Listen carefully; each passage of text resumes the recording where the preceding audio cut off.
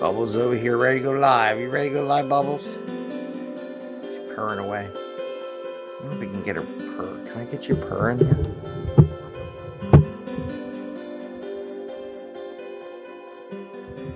I don't know if you can hear her purring in the background. Maybe I should, if I got rid of the music. Anyway.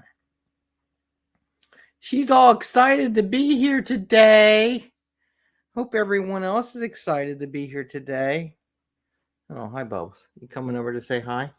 Yeah, see, she's here. She's like, I need to be in the show. Good morning, everyone. Welcome to the 5 a.m. Mester Scrum Show. Hope you're doing well. We're a little bit earlier. We usually do get online about 8 o'clock or 8, between 8, 8:30, but I got appointments I got to take care of. So I had to get here early. I wanted to continue off of yesterday's program. The couple of thoughts in my head, I saw somebody post something about difference between a program manager and a scrum master. And I have a very diverse opinion on that one.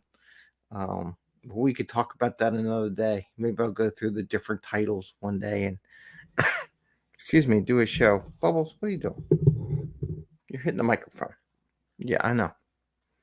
She wants attention. She wants to speak. Well, why don't you say something to the crowd? No, she won't say nothing. Anyway, so what do you do when the team gets too fast? Like yesterday, I was talking about stop handing out work so your team can get faster. And let's say your team did get faster, because I've had a lot of teams that as they moved on, got really, really fast. And I'll be honest with you, the product owner could not keep up with the number of stories that the team needed and the speed which they were doing it, right? So we'll talk about that a little bit today and how to handle that. And one of the ideas is managing by epics. And let's talk. So, and that affects, because this is Thursday, we do requirements, reviews, and retros. So it kind of talks about more the requirement side, the planning side, maybe even the review side, as far as what we do in Scrum when you manage by epics. And so let's get into it. It's 5 a.m. Mester Scrum Show. I am Greg Mester, Scrum Master and Agile Coach. And here we talk about Scrum and Agile in a very practical and tactical way. So you can bring value to the customer without working extra hard to bring that value to the customer, and have a little fun along the way. And the idea behind the epics is just so you're not working harder to manage what you have. One of the fallacies that a lot of these big corporations make, and companies with multiple teams, they base everything on the story level. Like they'll customize everything. And this is just something to keep an eye out for. They'll make hard requirements that every story has this filled in, and all these detailed information, stuff like that. Well, that's nice when your team is slow as molasses. But when your team starts really kicking up high speed gear, gets a lot of stuff done, that doesn't work anymore, right? Those are good for very slow, methodical teams, right? That don't have enough information, that they can't work on their own, not independently smart enough to do what needs to be done, and they dictate everything. But when you get a team, like I've had a few teams that would start off slow, but then they would get faster and faster and faster. And what I would teach my Scrum Masters and my product owners to do was to manage by epic. Now, here's how you do this. So I got my little whiteboard out. Woo-hoo, got the little whiteboard out. Bubbles, you have to chill out. So what do?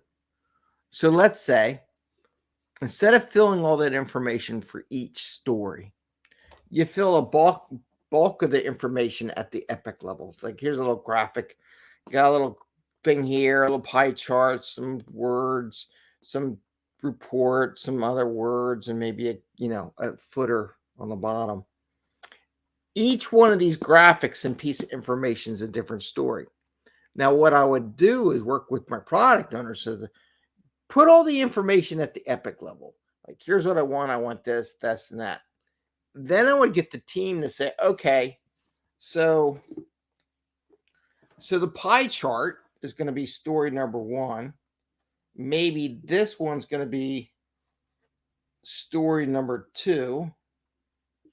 Maybe the bar chart. Maybe this little piece of information, story number 3. And I would let the teams go through and put the stories, which ones they wanted to call story. And all the story in the system would basically be a title, right? Maybe there'd be some refinement. What do they think is acceptable for that? And the reason why I would do that, each one of these people don't realize that every one of it's just a little pie chart. That pie chart might take you like the 3 different databases, do some rendering, do some UI, do some different things and bring that data to the forefront. Or maybe this, or maybe even this text thing. Like I have to go to a different place. Maybe this is sales. So I got to go to Salesforce, grab this piece of information and display it on the screen because we have all these integrated systems now, right? So there's more to it than just something. So what I would let my team members do was decide what would be a story, and they're not that easy either, right? And then what they would do is say, and it should look like this, and they would work with the testers and the developers, and everyone would work together on deciding what the acceptance criteria. In the end, we would just do the reviews for the whole epic, right? Now we might have little stories at the level where the team would say, "Yep, that's what we all agreed. That's what it's going to be." But now the product owners now work in epic levels, right? So every story, when they say we want to do this epic, maybe there's a future epic, the product owner would grab the whole epic and all the sub stories that the team maybe did in refinement. So in refinement, the team would say, okay, this is going to be story 1, story 2, story 3, story XYZ, right? So in refinement, they would identify which ones would be which story and how much work would be, and they would size it and all. And then when we get ready for a sprint to pull this epic in, then the product owner would just pull the whole epic in and would just take all the stories along with it. So in essence, the product owner didn't necessarily get to the story level. Sometimes they did, sometimes they didn't. If there was any kind of nuances they were looking for in that area that more specific.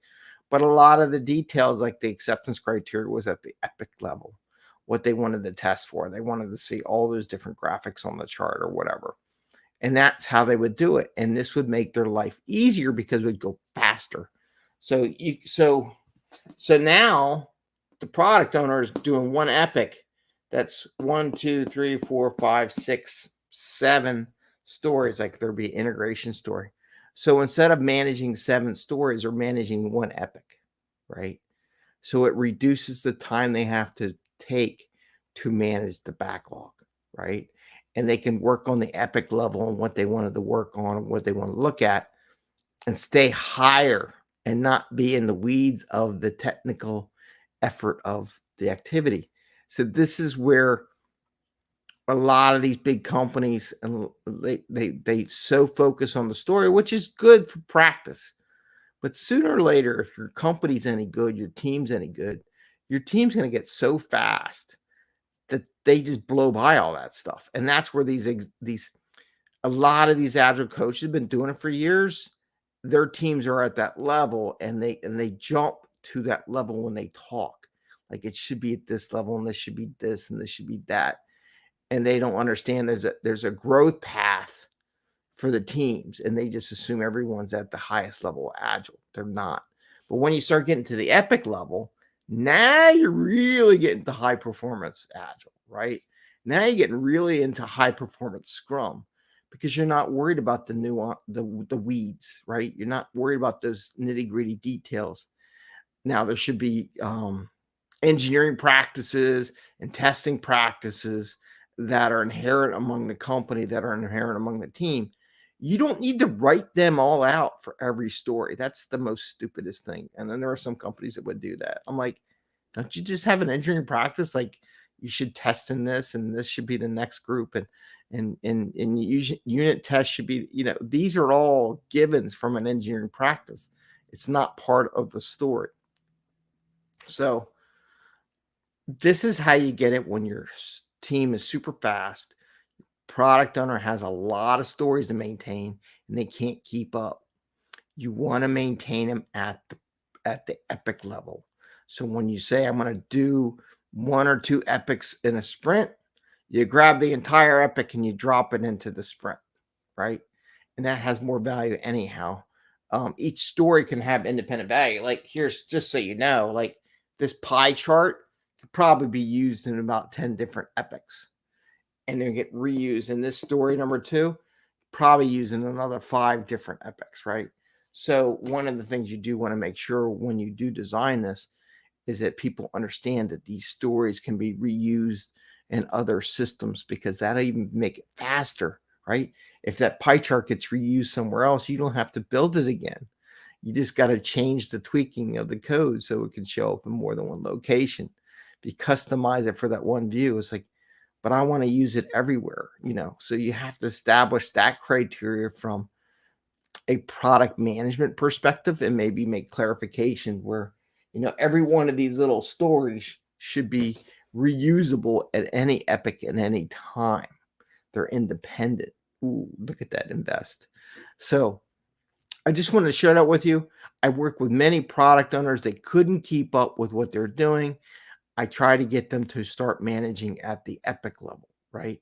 And that's even with the people. So maybe you give a person, a developer, and a whole epic. But what I really like to do is take an epic and have the entire team work the epic at the same time, or at least a couple people on the team. So let's say you had 9 people on a team, or 8. Let's say you had 8 people on a team.